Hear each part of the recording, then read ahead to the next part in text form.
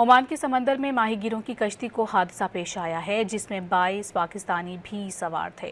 खैबर पख्तूनख्वा के वजीर पख्तून यार खान के मुताबिक हादसे में लापता होने वाले तमाम 22 अफराद का ताल्लुक बन्नू से है। अपने बयान में उनका कहना है कि सूबाई हुकूमत मुतासरा ख़ानदानों से हर मुमकिन ताउन कर रही है। खुद वज़ीर आला अली अमीन गंडापुर वफाकी हुकूमत और सफ़ीरों से मुसलसल राबते में हैं। ओमान के समंदर में माहीगीरों की कश्ती को हादसा पेश आया है जिसमें 22 पाकिस्तानी भी सवार थे। खैबर पख्तूनख्वा के वजीर पख्तून यार खान के मुताबिक हादसे में लापता होने वाले तमाम 22 अफराद का ताल्लुक बन्नू से है। अपने बयान में उनका कहना है कि सूबाई हुकूमत मुतासरा ख़ानदानों से हर मुमकिन ताउन कर रही है। खुद वज़ीर आला अली अमीन गंडापुर वफाकी हुकूमत और सफ़ीरों से मुसलसल राबते में हैं। ओमान के समंदर में माहीगीरों की कश्ती को हादसा पेश आया है जिसमें 22 पाकिस्तानी भी सवार थे।